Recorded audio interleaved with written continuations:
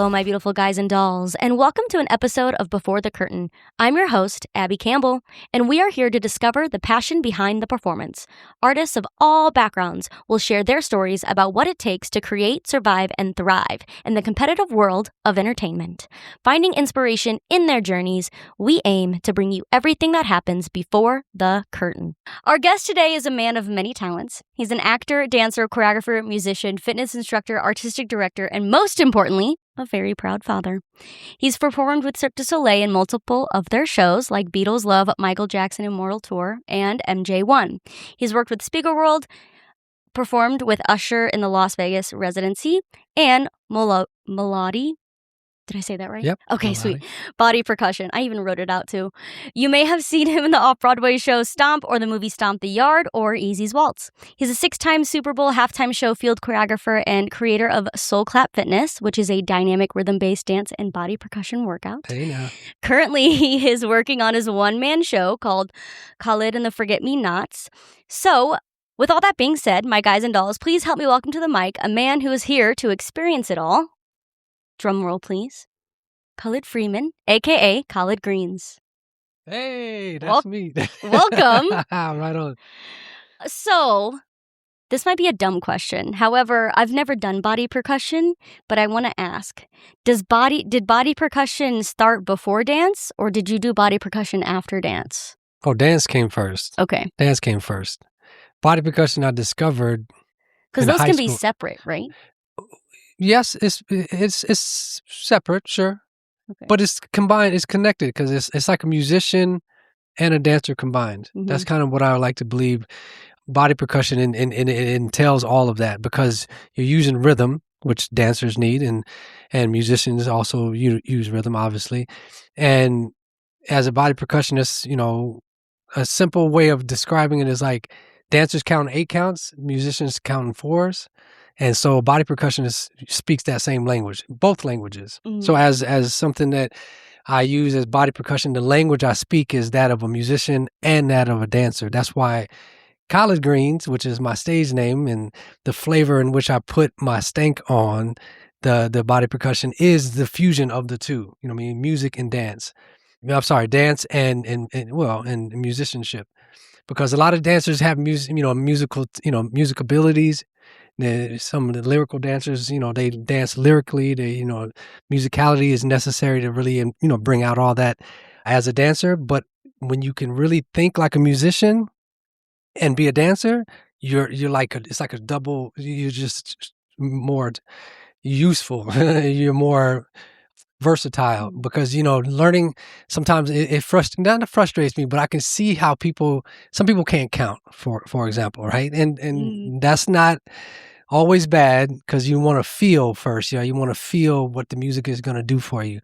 But when you can learn how to count it, just like composing music or looking at it, the more you can learn how to read music or understand music, actual sheet music or music notation and stuff like that, the less chances you will have to mess up. If you can get out of your head, it's like I said, like learn it and then unlearn it. It's just like an actor, do all your lines, learn every line, learn all your beats and all your your backstory, all the things, right? And then throw it away and then go on stage and go on film. And like that's the gist of like having that in your back pocket as a musician. Like I'm a musician. I don't even know if I'm a musician. I know that was going to be my next question. Was musician and then dancer? Because my dad is a musician, right? My dad is a drummer, and my mom is a DJ. I like, for lack of a better expression, and I learned how to dance from my mom, and I learned how to play music from my dad. So it was kind of like in our family. It was all my family, the Freemans, which is part of the Forget-Me-Nots. We are the Freemans. The Freemans are a family of musicians, kind of like the Jacksons, right? And we all have different, instruments that we play. I grew up not having an instrument, so I learned how to play it on my body. So body percussion became a natural tool for me to kind of express my musicality using my hands and feet because I never had a drum set. You see what I mean? Mm-hmm. My dad had a drum set. My mom had turntables and stuff like that. And I was like, well, what do I do? You guys, everyone else is playing instruments and stuff like that. So I learned how to use my body. And that's why I say dance came first, because I just knew how to move. I knew how to move. I didn't know what to do with my body yet until I learned what stepping was. And stepping came along, and then body percussion came along. It's like it's all part of the journey. It's all interconnected though. But yeah, I'm a musician and I'm a dancer and I'm an artist. Mm-hmm. If that explains it. It's perfect. Where are you from originally? Well, I'm going to be completely honest. This is my opportunity to just be transparent and say things that I've probably never said. And I'm going to take this opportunity to say, I'm from Oklahoma. Okay.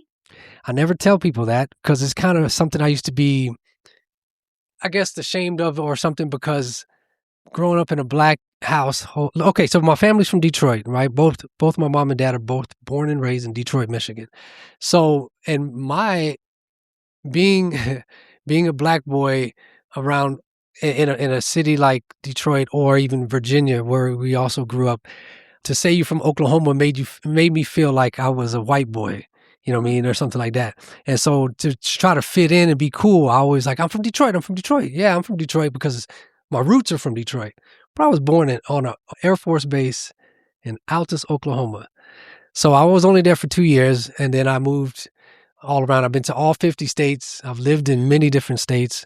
Been to 46 countries on 17 world tours. So I'm not, sometimes I don't feel like I'm from anywhere. I've actually I've been in Vegas longer than I've been anywhere else. So in a way I could say I'm from Vegas, but I'm not.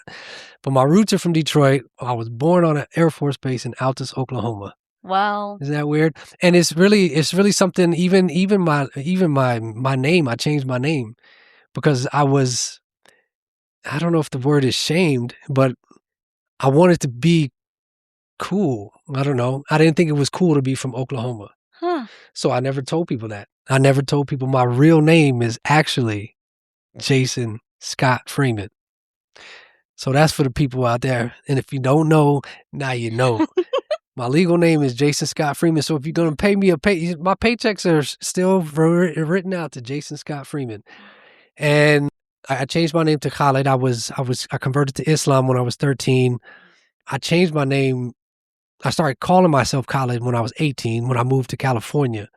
So it was like all this kind of, what do you call it, identity stuff, you know what I mean? Like I wasn't proud of who I was and where I came from, or I was like, Jason, Oklahoma, like I'm a black boy from Detroit. No, I'm cool, I'm hip.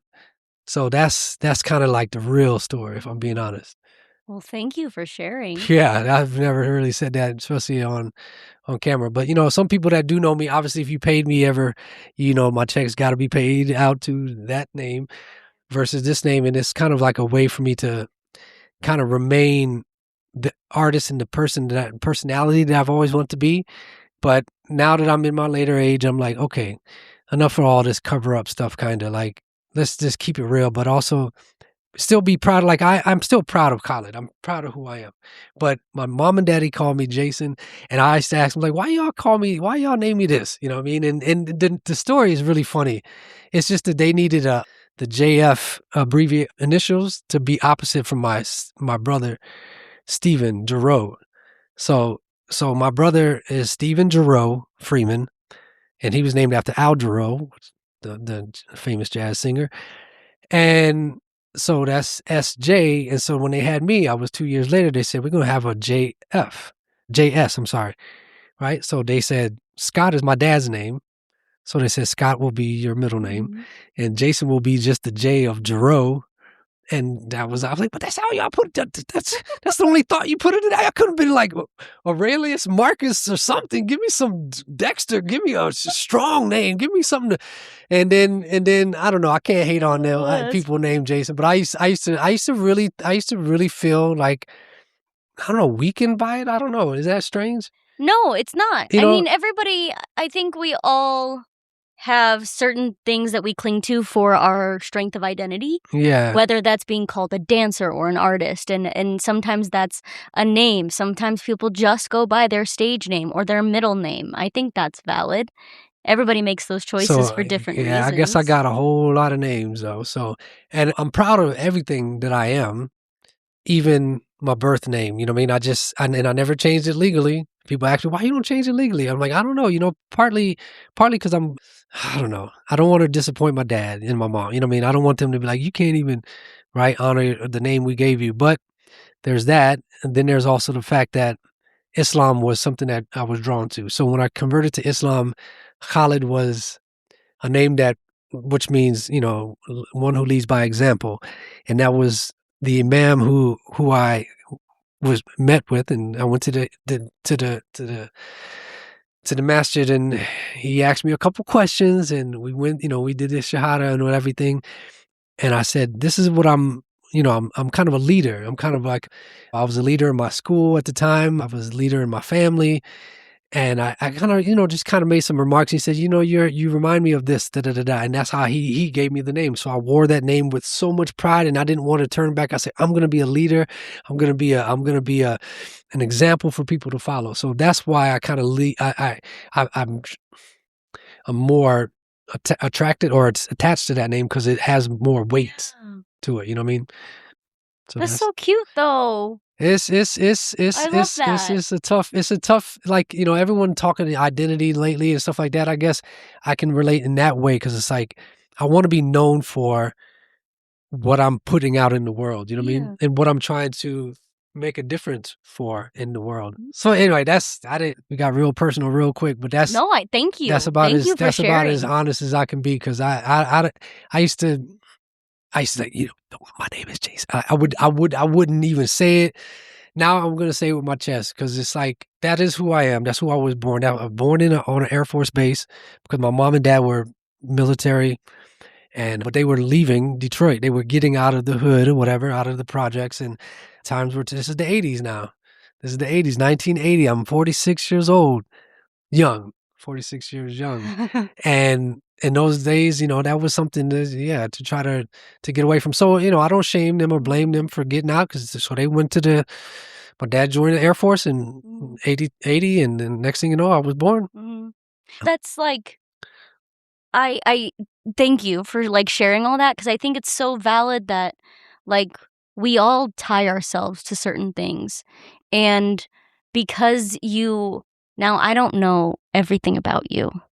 I wouldn't say we're extremely close, but from what I've seen on the outside, it looks like you've taken that like identity of being what's the definition of your name again? One who leads leader Yeah, by example. leader by example. It feels like or at least again, from my perspective, you've taken that and you've really embodied it throughout.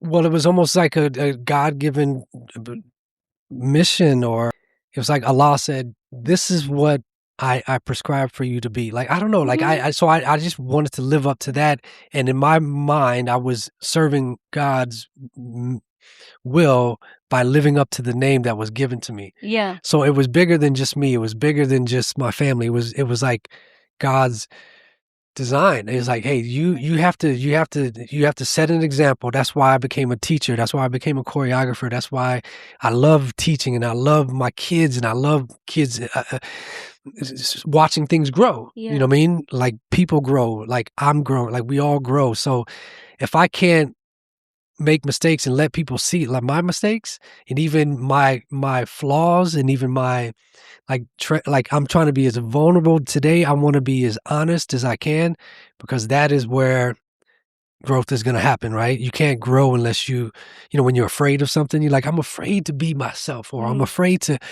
say what's really on my mind because someone's going to judge me, right? I used to have this block in my head that judgment was the end all be all. Like I was like, people gonna, I've been to therapy, and the therapist said, "Well, what's gonna happen if what's their opinion about you? What's gonna change?" And I was like, "Well, they're gonna," and then I don't want them to think I'm not. He said, "Well, what's gonna happen?" He said something super. I can't remember. If it was something like that. It was something simple like, "What is gonna happen if they think that?" And I was like, "I guess nothing. I guess it's only in my head." And I said, "That's what it is. That's what I was afraid of. I was afraid of being misjudged, just like I guess we're all afraid of being misjudged, maybe. But I got to the point now I'm like, I don't care. I care because I want to do good work and I want to make a difference, but I don't care so much that it's going to change how I attack the world and my goals and stuff like that, Mhm. Yeah. But what a beautiful, beautiful catalyst to have created all that. Well, So all praise to Allah. I Yeah. mean, I can't say thank you so more that's than cool. yeah. So how did you get into, I don't want to say, like, the professional entertainment world? Oh man. Well, When was it? as a professional, I guess in 1998, I joined a group called the Young Americans, a nonprofit organization based out of California that is like the godfather of show choir. So I'm not much of a singer, but I did sing, and I was when I was 8 years old, I saw Michael Jackson on television, right? The 88, The Way You Make Me Feel, he came on stage and they did it. I was like, okay, I want to do that. And then I saw, then Michael Jackson came to Germany, which is where we were living at the time on base. And I couldn't go to the concert because I was only 8 years old. And my mom and dad went. My mom was one of those women who fell out and they had to, pick her up over the crowd and she fainted and water and like she was that lady. Like, so I was like, I want to see Michael Jackson. I want to see Michael Jackson, but I couldn't. And then 2 years later, I got to see my first concert, which was Bobby Brown. So Bobby Brown was the biggest thing in the world. Just, if you just go back to 1990 and just think of how big Bobby Brown was and MC Hammer, those were the guys that was like, those three guys, MC Hammer, Bobby Brown, and Michael Jackson, you couldn't have told me nothing. Like, it was like, I'm going to do that. So I thought Bobby Brown was, because they had music videos in My Little Young Mind. I was like, he's an actor because he's acting. He's doing like because Michael did all these long, music videos. So I wanted to be an actor, dancer, and a singer. Mm-hmm. So I joined the choir. And, when you sign up for electives in middle school, you're like, well, what kind of electives are you going to take? I'm like, drama and choir. Sure, the sports will be after school, and then I'll do the elective, right? And that's how I got into choir. So I got into show choir in middle school, and then in high school I was in a big show choir. We were kind of competitive. We were pretty successful, and then I joined the Young Americans, which is the godfather of show choir. Like, you can't get any bigger than that as far as that goes. So I moved to California to join this group. I mean, I'm 18. And this is no cell phone, no internet. Like, I think I had been on the computer to get my, I think, no, just to say, I didn't even know what Google, anyway. So I was like, I'm going to go to California and just join this group of young people that try, like, upward people type things, and see where it takes me. And that's what I did. So I did my first 5 tours. I'm sorry. I did 5 tours with them from 98 to 2001. And that's how I kind of got started in, like, really aspiring to be in show business. Because once you get a taste of that stage on the big, in my mind, it was like elite college level choir. I mean, you got Edelweiss, you got George Gershwin, you just got a lot of off-Broadway, a lot of Broadway shows, basically. And I was like, I'm gonna do this with all my might, and I did it, and it was fun. And I said, I'm gonna be a professional, and nobody could tell me nothing. I was like, Bobby Brown, here I come. I want to be a performer, because I knew how. So when I was at that concert in 1990, I said, I knew how it made me feel, and that's how my passion was. So from a young age, I had a very old soul. I knew I was touched by performances, and I was like, what, right? So I was like, I want to do that for other people. So then when I came to Young Americans, I said, I'm going to do that. And I could see the crowd, and they really had they felt drawn to our performances.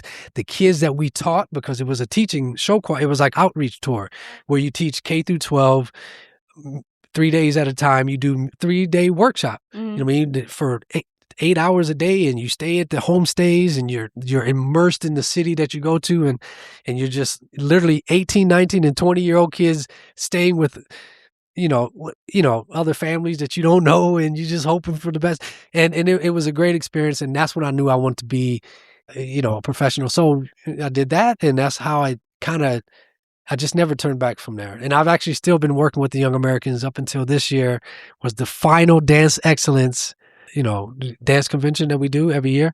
And it was the 35th and final one, which was sad, but it was a journey. So yeah, that's where I started. That's where I started dancing. Wow. Professionally. Okay. So it was dancing and singing? Dancing and singing and Okay. acting and all the, Okay. I mean, like Yeah. improv. I mean, mic technique, after beats, like just everything from lights, camera, like theater, like it's you don't get paid for it. So it's professional. It's not even, so I guess you can't say it's professional, but there was one aspect of it that you do get paid, and that's when you go to Boyne, Michigan to do the kind of the elite of the Young Americans, like 16 people. Because normally, I think I should take this off because it's making a lot of noise. You make money at a dinner theater and stuff like that. So singing and dancing and acting and teaching and all the things, like you just have to learn how to do wrap cables, you have to learn how to do spotlight operator, you have to learn how to do sound, you have to learn how to load the truck, unload the truck, you have to learn how to get kids to work together and listen and all this stuff. Like it's like the most humble experience, because when you're young Americans, that's what brings me to the Super Bowl. When a lot of people ask me, how did you get into the Super Bowl? It's because of the Young Americans. And when you've been in the Young Americans for more than a year or whatever, you really understand what it takes to put on a show, right? Sometimes it takes people 10 years or maybe multiple shows to really understand and grasp or appreciate the work that goes into like laying the floor down, taping it down, because you have to bring your own floor. Then you have to set up the stage. Then you have to set up this, and you have to put the lights. All the things that you do to make a production happen. That's what the Young Americans was. So you're not just singing for like 10 minutes. It's like you're doing the entire tour. Wow. So like all these tours I've been on since then, it's like, man, I always go to the sound guy. I said, thank you. Lights, production, everybody. Stage managers, especially, like everybody is important in that. And when you know that, and because I didn't start off making money, I didn't even start off wanting to make money. I said, I just want to be in the Young Americans because it was the next level in my journey to becoming an artist or whatever.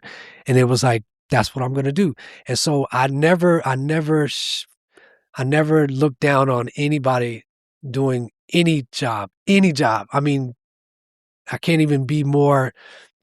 Yeah. I mean, that's why being in the Super Bowl, like you have to learn how to play your role, and your role is just as important. They tell you, the top guys say, hey, thank you team for having this, making this whole thing happen. And if it wasn't for you, and sometimes we hear that and we go, yeah, they're just saying that just to be politically correct. Like, no, it matters. Everybody that's in this show that does something that has to help this go, and we need you.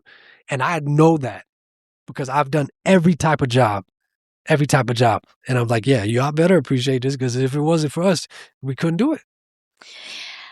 I don't know why this analogy popped into my head, but have you ever played Jenga? Yeah. Like, have you ever pulled like a piece from the Jenga and you're like, oh, like surely this one won't matter to the whole, tower, right? And you pull it and the whole thing just collapses. That's what it is like for productions. With one person who you think might not be necessary isn't there, so much can go wrong. Yeah. Or so much can be so much harder for everybody else because one thing or one person or one role isn't there serving exactly what it needs to be serving. And if people can understand that, we can all get along.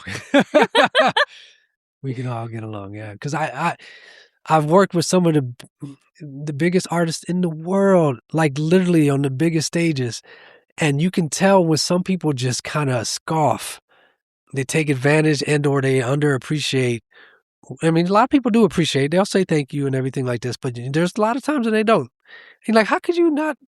Like, maybe I shouldn't say no names, but there's been a couple big artists that like won't even acknowledge that we're holding your dress and we're doing something for you. You know what I mean? Like, how, or when you're in acting, like when people are doing your makeup and you're sitting in the chair and you're like, hey, how you doing today? And they're just doing your makeup and you're having a conversation because they're important. Yeah.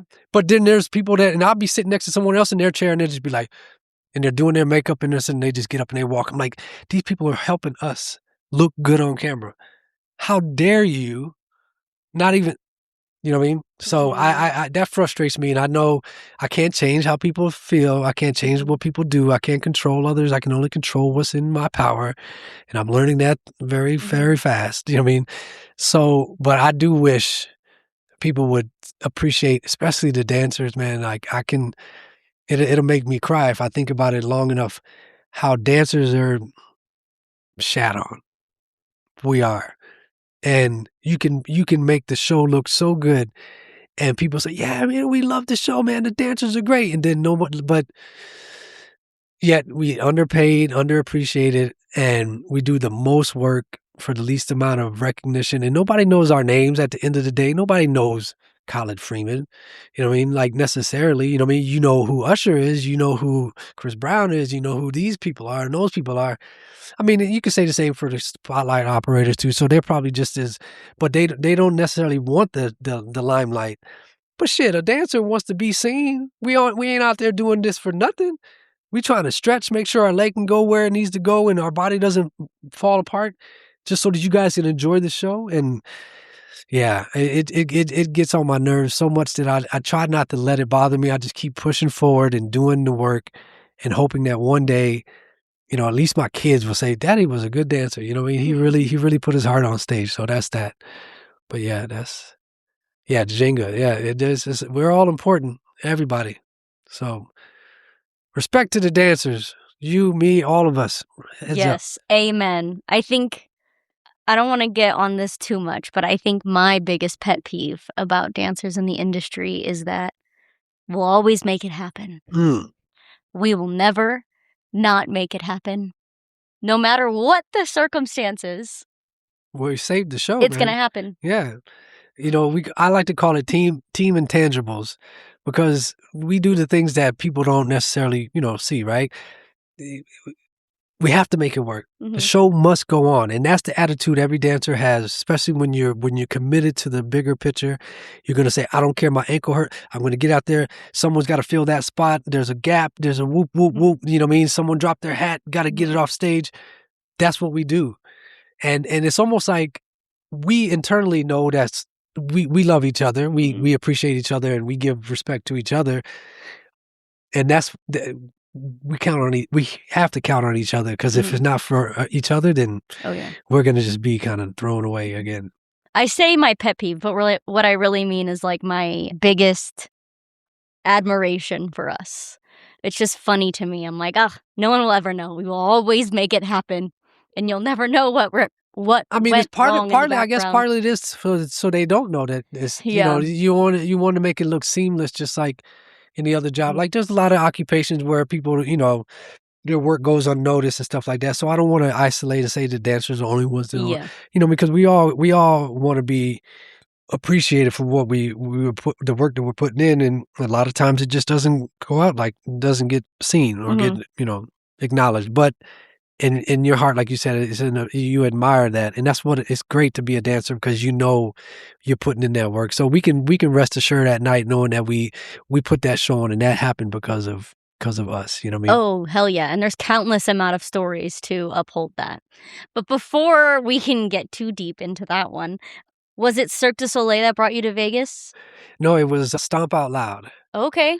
So Stomp Out Loud is the big brother, I guess you could say, of Stomp, which is the off-Broadway show in New York. Stomp is going on 30 years off Broadway, and one of I don't even know what's it's one of my favorite shows, the best experiences of my life, and has taught me so much that I still to this day bring into the art that I do now, because it makes me a musician. Being in Stomp, there's no track, there's no click, there's no script, it's just you and 7 other people making music out of everyday objects, and you're trying to entertain thousands of people inside of 90 minutes.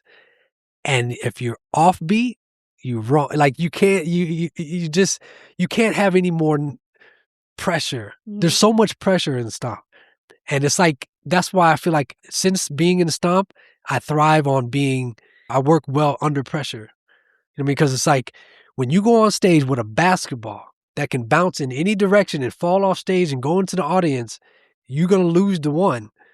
And the show, everyone's waiting for you to get the ball back or something like that. Or, whatever it may be. Like there's there's so many chances for mistakes. Whereas like if you're dancing on a big stage with Usher and there's 40 dancers and you fall and you trip and like no one's really gonna notice. But when you're 7 or 8 people and you make a mistake and musically, like everyone can hear a mistake, most likely, you know what I mean? When you're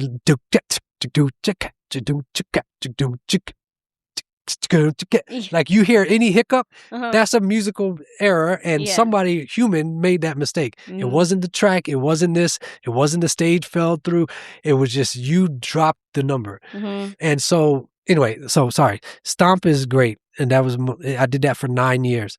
And coming to Vegas, they opened up a new show called Stomp Out Loud, which was at the Planet Hollywood, and it was a 16-man version of the 8-man show. And I did that for 2 years, and that's what brought me to Vegas. And ever since then, I've been here. So that's what brought me to Vegas. And for those who didn't see it, man, I think you missed one of the best shows Vegas ever had to offer. I'm sorry, you can't tell me no different. I've seen every show. I've been to a lot of shows in this town, and there's a lot of great ones, but nothing compares to Stomp Out Loud. I'm telling you, that show is raw, it's real, it's rhythmic, it's what people want today, authenticity and true realness. Like you can't get no more real than that, in my opinion. It's just, there's no language barrier. There's no, it's for everybody. Everybody can relate to the sound of a broom, to the sound of matchboxes. You know what I mean? It has, and you have to connect on stage. Like, you know how you be on stage with some people, you never see someone, like you might be, I can use Usher as an example. Like I might be on stage with the same people for an hour and a half, but I won't see you until we get backstage. I won't even notice you on stage. You know what I mean? Yeah. But with Stomp, like you have to be connected, vibration, rhythmically, and everything. You know what I mean? Someone drops a broom, you can throw it back out and catch it, boom. Like you have to be, it's just so, it's just, you have to be so present, so present. Aware, and yeah. And I was pretty good at it. I feel like I did right by that show, So that's what brought me to Vegas. And then Cirque happened and all the other things happened. Yeah. But that's what got me here. And it's almost 20 years now, wow. 20 years ago. It must have been a really cool moment to be part of, to being a kid and seeing Michael Jackson and wanting to do that, and then getting to Vegas and end up doing so much with Cirque du Soleil and their tributes to him. Yeah, I did 2 shows. I did Immortal and I did One, but I did One only as a choreographer. Most recently, one of my biggest, accomplishments, I guess you can say, in that show was to have redone the revamp of "Wanna Be Starting Something." So we brought body percussion to the show. So they hired me to not only cast and teach, but to choreograph the new act, "Wanna Be Starting Something." So if you see One, and you see, the new character, that had my hands on that. Yeah. When was that?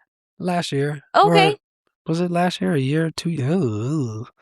Yeah, I guess it was last year. So like 2025? Yeah. Amazing. Yeah. Oh, that's so cool. Yeah, but I did Immortal for 4 years, the whole tour. Yeah, well. That's the show that came prior to One. That was the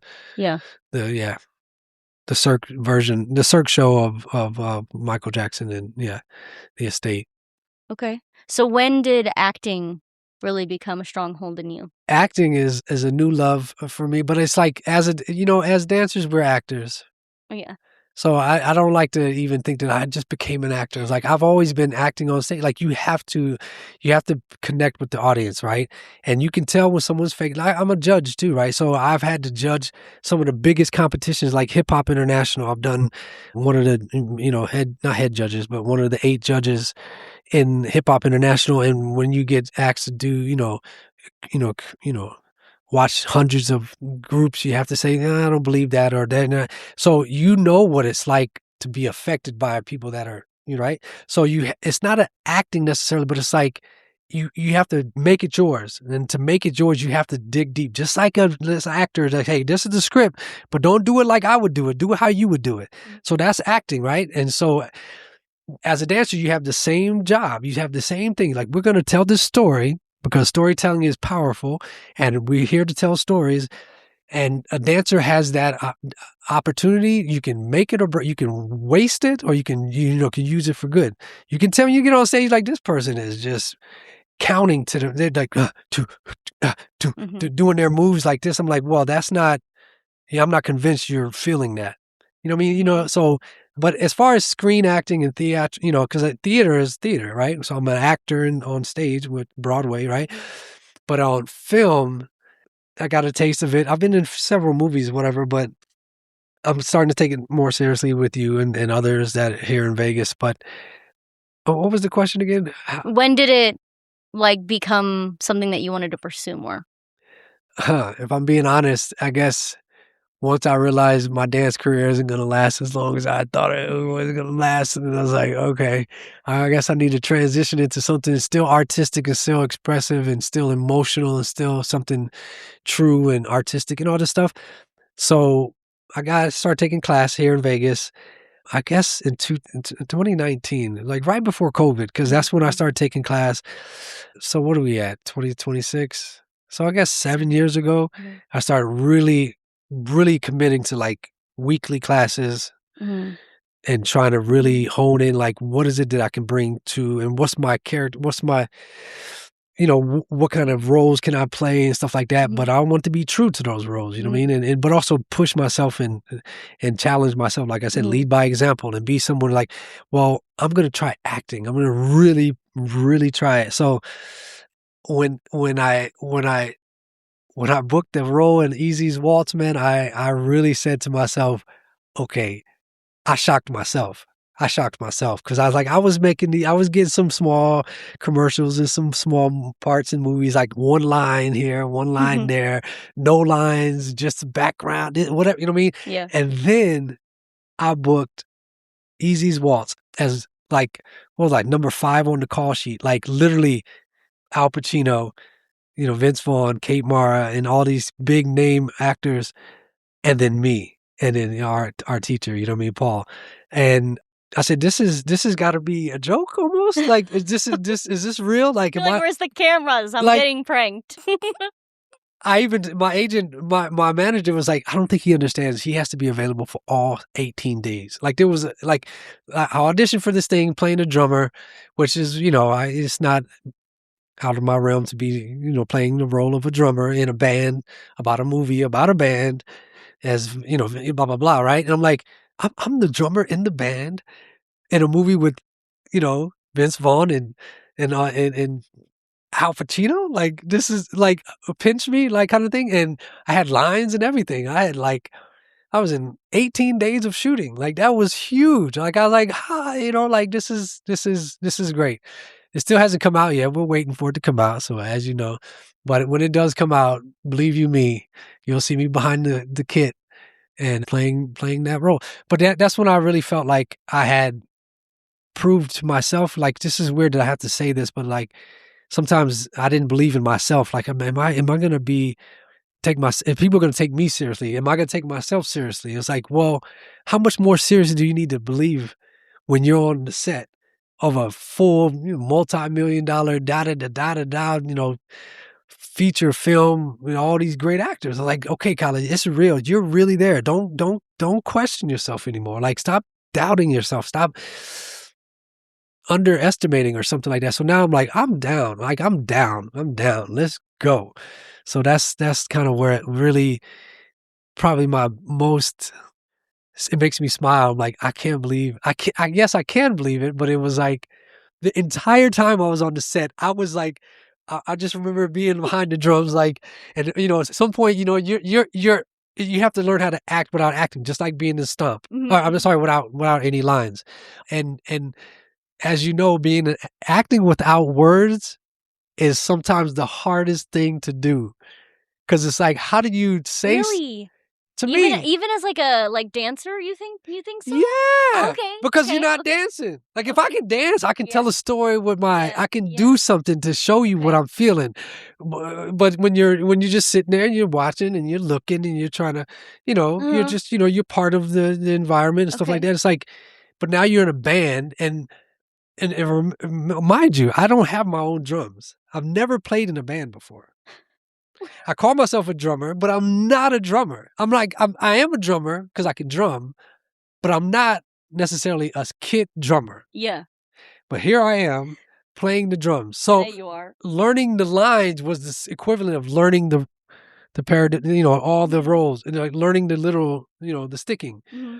And so I taught myself, I got my sheet music and I had a drum coach and stuff like that. And I was like, okay, how would I play the songs? They sent they sent us the music, and I said, oh my goodness, I have to learn 8 songs in like a week. You know what I did? I went to Guitar Center. Yeah. Rented a drum set. Yeah, you did. Set it up in my garage and learned all the songs so that when I got on the set, I didn't look like a you phony. have to. Yeah. And it's believable because I know how to play, right? I know how to play. I just had never been in a band before. Yeah. So imagine that.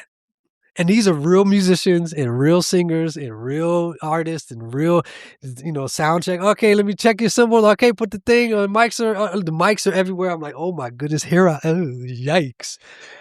Right?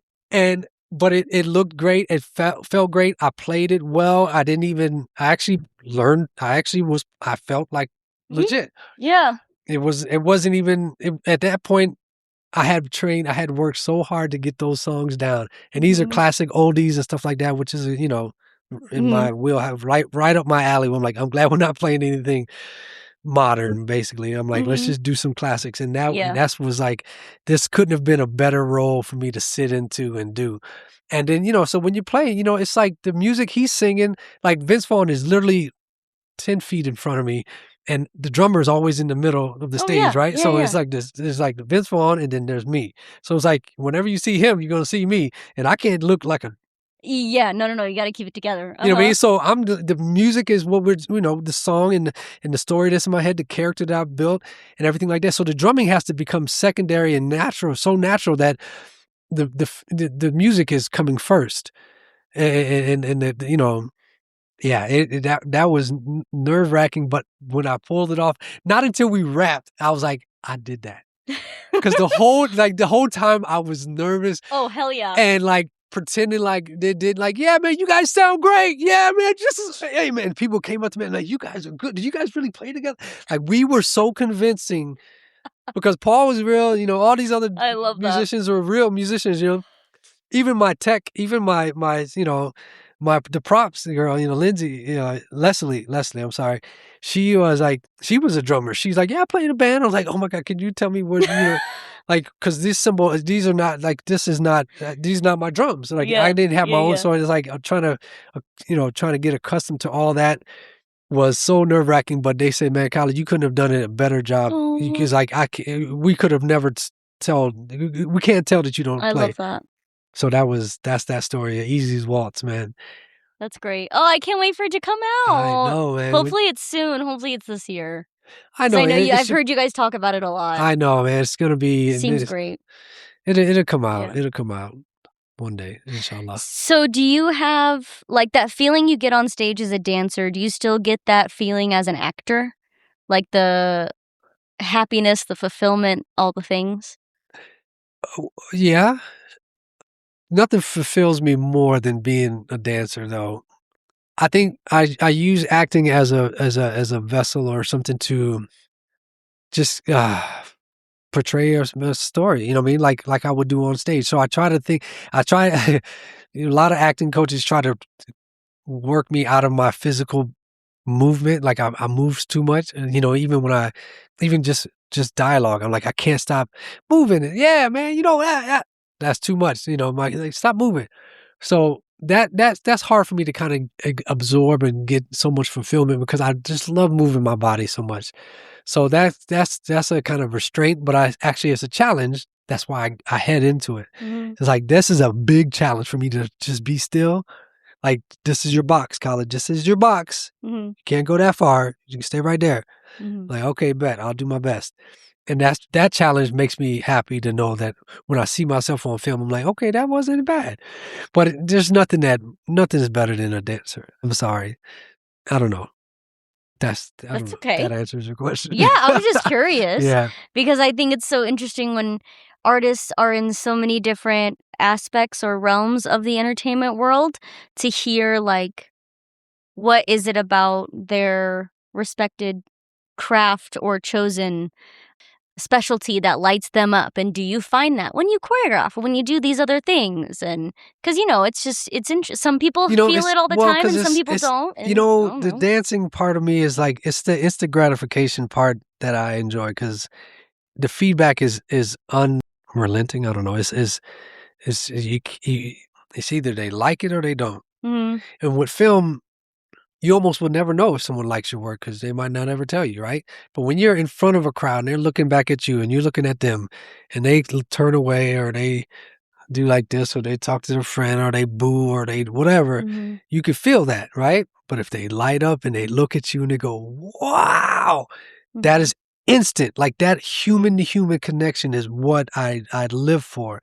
So that's why nothing rivals real live performances. Mhm. Like you can try to dance on TV. You can even people that film their videos, or even if they edit, they got different angle. Like that is great, but nothing beats live performance. Yeah. Just like a musician, when you're live performing live, you'd rather see them live. Like I would rather see Michael Jackson live Yeah. than to watch him on TV, right?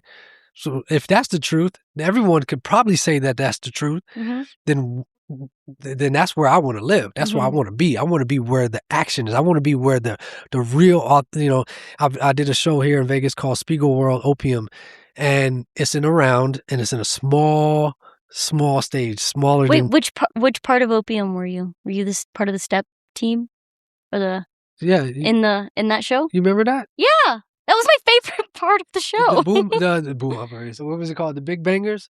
Yeah, That's the three of us, the three guys hitting on the boxes and stuff like that. yeah, that That's was my favorite part of the show. oh, word up. Yeah. Well, Sorry, random. no. I'm glad you liked the show. I No, but I appreciate it. remember seeing because I think I saw it twice, and the first time I saw it, you guys were there, and I think I had saw it when they were closer to closing, and then you guys weren't there or something, or maybe Maybe I'm tripping out about it, I but don't know. Yeah, or I maybe did. I'm coming up with that. But I No, know I remember that. I got so excited. I was like, yes. you're about as close to the front row as you are to me now, Mhm. and you can't get any more real than like how you say like personal, like all that. Like Mhm. I can I remember walking through the aisles trying to get to the stage, like, and next up we have the big, they introduce you and you're coming through the aisle and you people are eating pizza and holding talking to their friends, this, that, and like it's like you have to like get their attention, keep their attention, and then rock out. You know what I mean? And Mhm. like knowing that you can do that and then like having that, it's not necessarily power, but it's kind of like it's kind of like a superpower. It's kind of like I can hold your attention for 4 to 6 minutes Mhm. straight. If I can do that, then I'm worth something to somebody, right? Like this is something that is this engaging, that's impactful, and like you just said, like you enjoyed the show. And when you can say that 1,000 times over, then you put your art out into the world, and you are somebody. You know what I mean? Yeah. Yeah. That's great. Oh, I love that. So I know that your funny story as a performer has to do with our grass friends over here. Yeah. Do you want to share that story Sure, first? sure. Okay. So your funniest story as a performer. I just so many stories. I just came to mind because it's the most recent one. But as you know, the Bad Bunny Super Bowl halftime show was this year, and this We have is the this is the grass. real grass, and it's got the Velcro, and you Is that can. like for their arms? This is for the arms. I got the whole thing at home, but like this is just a portion Oh of my god, it. I love. Did they let you keep a whole thing? Yeah, Oh, yeah. that's Well, awesome. you can. Yeah, Okay. I kind of took it. We were allowed to take it, but like this is the story is funny because now looking back, I can laugh, but in the moment, you didn't laugh. It was no laughing matter. It was kind of always a laughing matter, but not until it was over did you be like, "Oh my goodness, we just did that." And so the story is kind of like, what they say in theater, like if you're gonna be a tree, be the best tree there ever was. That can't be any more real than the Bad Bunny Super Bowl halftime show with 400 mascots dressed as not trees, but grass people. Oh, I'm trying to keep it together so hard. Grass. We were grass. Honestly, though, it is genius. And someone had to do it. And that's what my job was, is to get 400 people willingly. Excuse me.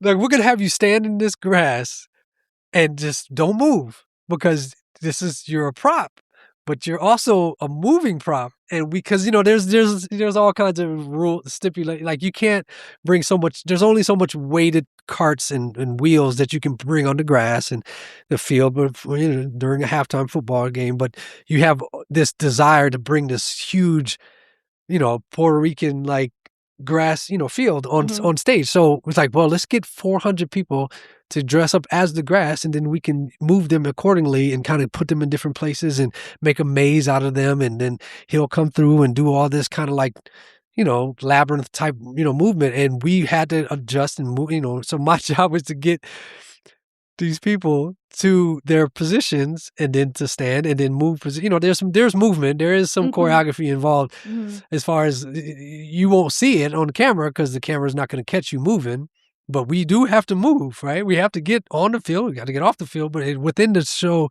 itself, you have to like, he's going to fall through the house, and then he's going to go through this, and then there's going to be this part, and then he's going to go this way, and then we have to cover that part up, and then we have to move this, and then he's going to, all this stuff has to happen. And so to coordinate that, you have to communicate to people who can't see. Imagine you can't see me. You can only hear my voice, so I'm screaming. I've done that before. I understand. Not with 400 people, but I've done it with a decent amount. The pressure couldn't be any thicker. You can't mess this up. But here's the thing.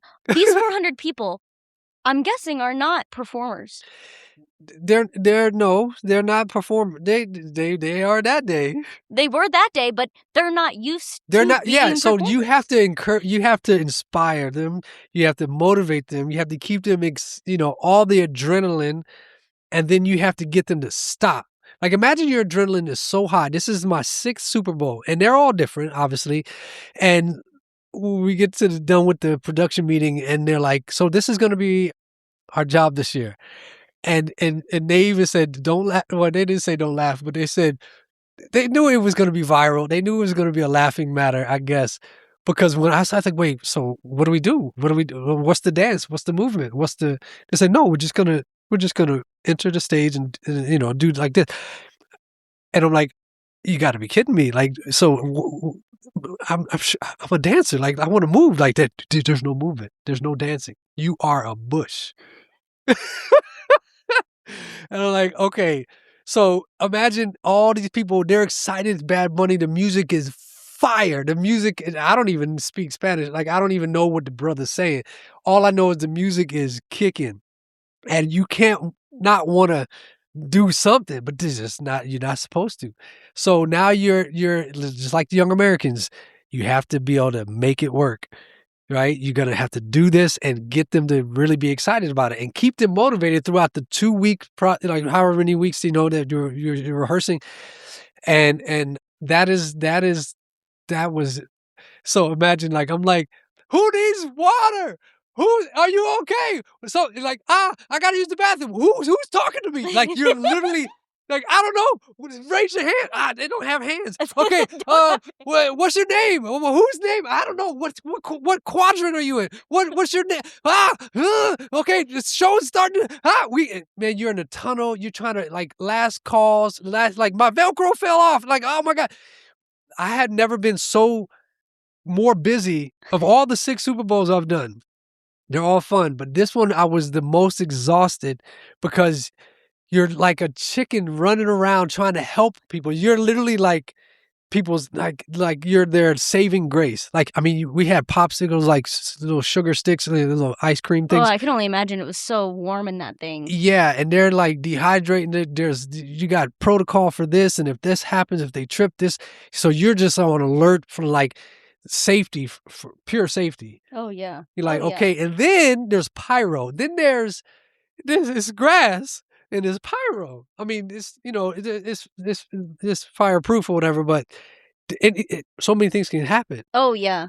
And And I think to top it off, what makes me most nervous about the whole thing would be the fact that most of them, if not all of them, are not performers. well, yeah. Like, you're not used to wearing a mascot costume. You're not used to. Who is? Yeah, Who? I mean, how many people can you say that live in, that can fly? Well, even if they flew out, like there's not a lot of people that you can say have the experience to do this. So then when That's true, they start yeah. wearing this mascot costume, and they get through the first couple days of like doing it, they're like, oh my goodness, Yeah. it's heavier than I thought, or it's more uncomfortable than I thought. Or I didn't know we wasn't able to dance. Like people are disappointed, they're mad, they're mad at us. I'm like, we're just here to help you guys. Like, look, just follow the sound of my voice. Through the tunnel. Like, of course they know. We all know what we're supposed to do. We train, we practice, we've done this year after year, and it just. I mean, it worked out. It was amazing. Brilliant. It was brilliant. I'm glad I was a part of it. But literally, if you're gonna be a bush, be the coolest bush you ever had. And that's what my job was. That's gonna be your quote. That's gonna be your podcast quote. Oh my goodness. So yeah, that we pulled that off, and proud of our Team Orange and KP and all the crew, the choreographers, and watching it all come together, and they were happy, and but he was really, really grateful. He was one of the people that did give us good love and feedback and stuff like that. But that was an experience to say the least. I don't know if I can. It's like talk about less is more. Like less was literally more. Oh, I mean, yeah.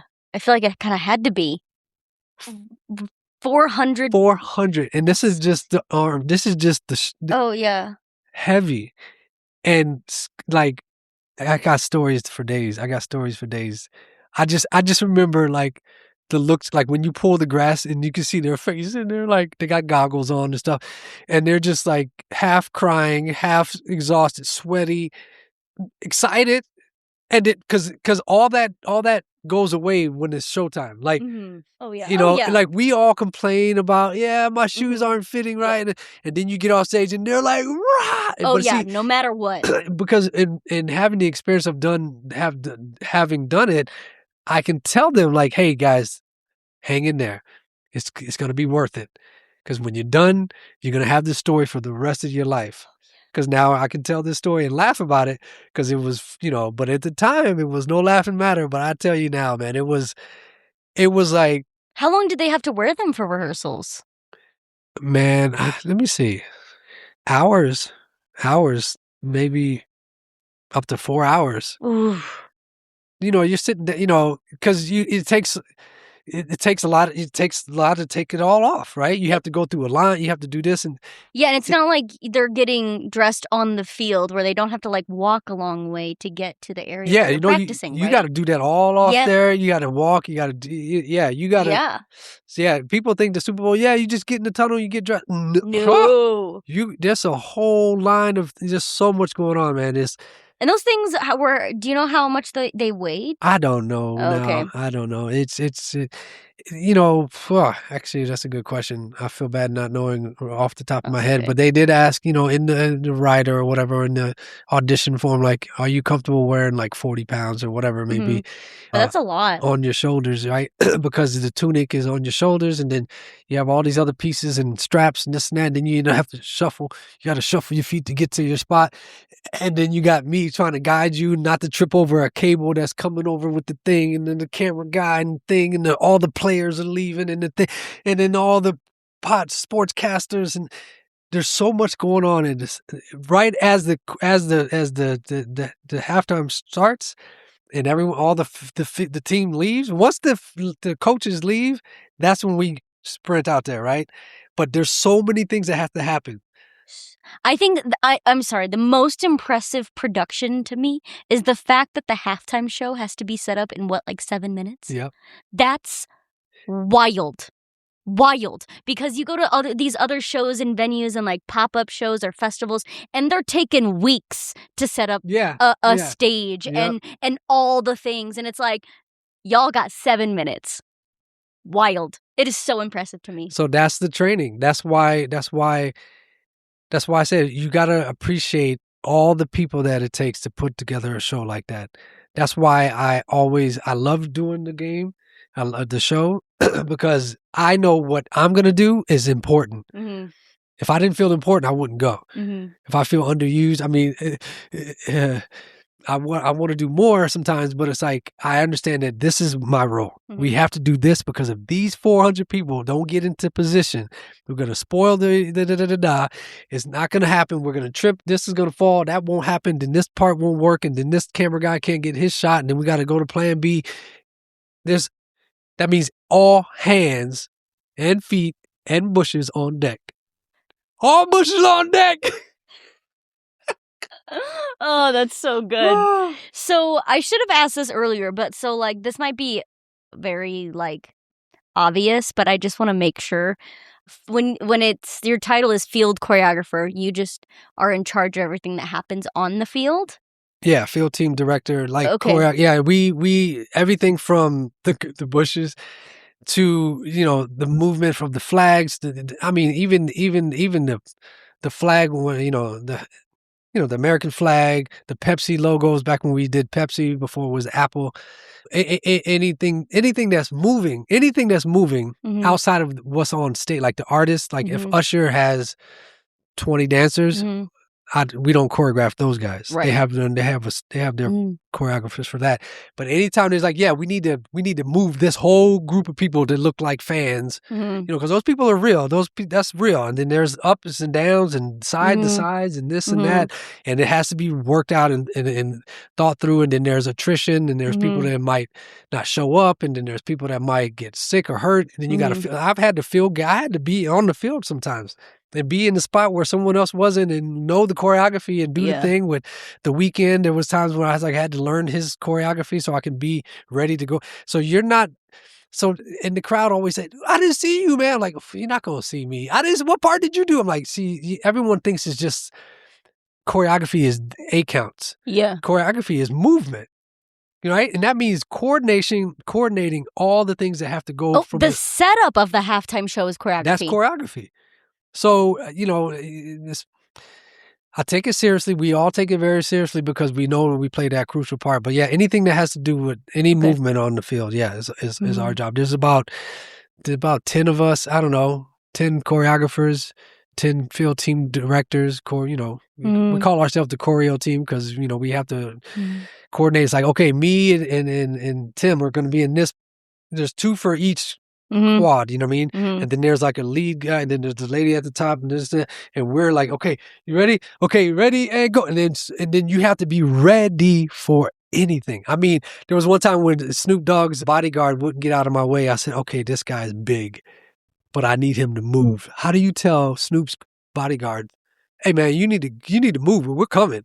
Like, I got 40 dancers right by, like, there was like 80 of us. There was like 88 people in my group, and I'm in charge of 88 people, and we can't stop. No, and then you got people's entourages and people that wasn't at rehearsal, they wasn't at the sound check, they don't know what's really going on. They just know they want to be there and have a cool moment. Like, bro, we are coming. So I had to go up to this guy, and because like I'm in the end zone, right? And I know our movement is coming. Like, I know my cue. I know this is about to happen, and then that's going to happen. Mm-hmm. And so I'm like, he's in the way. So, okay. And all these people are like, Khalid, what are we going to? I'm like, okay. So I had to walk across the end zone, tap the guy on the shoulder, say, hey, man, and we're coming your way. I'm going to need you to move to the side. And, the type of energy they have is kind of like real stern. I'm like, I know you're a bodyguard or whatever, but if you don't move, I didn't say that, but I was like, hey, just so you know, see all those people right there? We're coming this way in about 13 seconds. Yep. You know what I mean? So you're going to get trampled. As soon as that pyro goes off, we're coming, we're going to, so you have to kind of clear the way for them. You have to kind of just keep your team safe. My job is the safety of 88 people. And that's a big project. That's a big, responsibility. So you do it with a smile on your face and all understanding, and we all get the job done. And at the end of the day, the show's gonna be great, and people are gonna remember that, and they're not gonna remember how Mhm. you pushed it. I mean, I did Kendrick Lamar, and I remember Oh, yeah, the field the way that they took up that field was that crazy. field was that was an amazing undertaking, whatever too. But there's always someone that shows up that's not there in rehearsal. I'm like, they're like, why are you like security with the thing? And they're like standing right where I need to be. I'm like, right now, right now, right now. Like, I'm gonna need you to move, bro. So yeah, you're dealing with the presidents in the building. You're dealing with all kinds of security, just so much security. And your job is just to entertain. So they like kind of look, yeah, what do we do? This is our spot. I'm like, no, this is our spot. We're running this show right now. We've been here for 2 weeks Yeah. in this spot. How long does it take to kinda organize everything? Oh man, I couldn't even tell you. Before it gets to me, there's so much that happens. Oh, yeah. There's so much like it probably starts right now for next year's Super Bowl. Like they're probably thinking about what they got to do. So, but as far as me being, there, 2 weeks of 2.5, say 2 weeks Mhm. or a little bit more than that as far but, of course, we have meetings and before that, meetings and Mhm. meetings as goes on. But once it's set, we get in, we do our job. We know what, we have rehearsal A, B, C, da, da, da. We, teach them all the stuff. Then we add things on as we go. We kind of teach them one element at a time. So it's not too much for them because they think it's easy until they do it. And then like, oh my God, that was so crazy. It was such a rush. And then they love you forever. They still they still keep in touch. They want to do it again. I'm like, oh, y'all was crack, y'all was acting up last week. Y'all like, this is boring. I'm like it's boring until you do it because you only get to do it once. And that's the thing, is like one and done. It's not necessarily boring. They don't say it's boring. They just say because they see how much other people are doing. Because when you're in rehearsals, you see Usher, you see, see everybody. You see everyone practicing and doing the thing, and I want to be there too. Of Mhm. course, I want to do the stuff that they're doing, but we got to do our part. Mhm. Our part is important. So you stick with me. We're gonna do this, and you're gonna love it. And the sound, the thing that you can never explain to people is like the sound of Oh. 70,000, however many people in the stadium Mm. when the game is live and the show happens, like the fans are so big. Like other than the Olympics, when I did the closing ceremonies for the European Games, there was nothing bigger sound Ooh. wise. So Wow. that's why I say when you're doing such a big production like that, and then you do something as small as Khalid and the Forget Me Nots or Opium or something like that, in the privacy of my own garage, like that's like less is more sometimes because it's like I get just as much excitement and joy out of that than doing the biggest shows in the world. Because I've done the biggest in the Super Bowl and then the smallest. And I don't know, like it doesn't matter how big.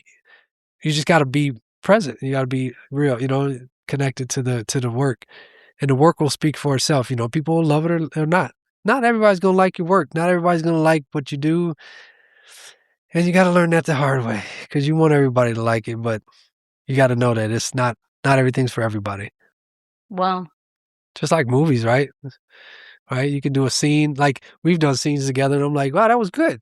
And then if like, and then the teacher will be like, well, you could do like, I'm like, nah, I thought it was great, man. I thought it was great. We did good, but we don't got to do another take. One take wonder, and let's do it again. You were mumbling, you was doing this. I was like, yeah, but that was real, man. That was real. Oh, Oh man, that's but funny, I that's true. digress. We always have to do another take. Well, I actually love how you just ended that, and so I kinda I think that's all the questions I have for you. Is there anything else you'd wanna leave our listeners with today? Just just I wanted to talk about Khalid and the Forget Me Nots Oh, being, yes, I'm so sorry. it's okay. Like my final, it's not my final curtain, but if I had to finish on a note or my career, is to put all my work together into this one last project because I've been doing everybody else's show, right? I've been doing everybody else's movie, everybody else's script. And I mean, we've done tons of scripts and tons of scenes and stuff like that. And it's like, okay, if I'm going to tell my story, I'm going to tell it how I want to tell it, and I want to bring it to life. So Khalid and Forget-Me-Nots is like an imaginary band in my head, right? It's a one-man show.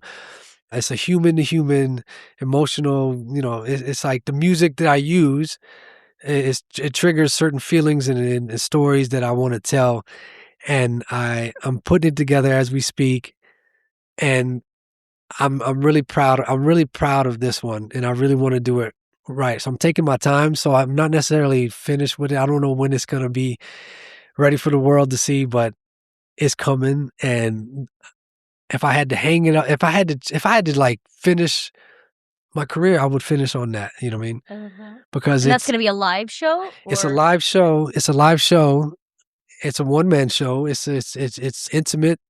It's very raw. It's very emotional. Very passionate, and it has all the things like from my childhood, the music, my dad, my uncles, the musicians that have passed away, those who we want to give flowers to, you know what I mean, that kind of thing. Because music is such a important thing, right? And I love music, and I want to tell my story through music using these artists' stories and stuff like that. So that's what it is.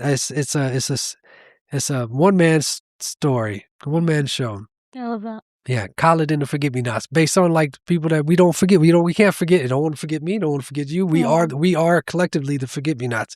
This generation, this day and time, like our history books. Like let us be known. Let us be.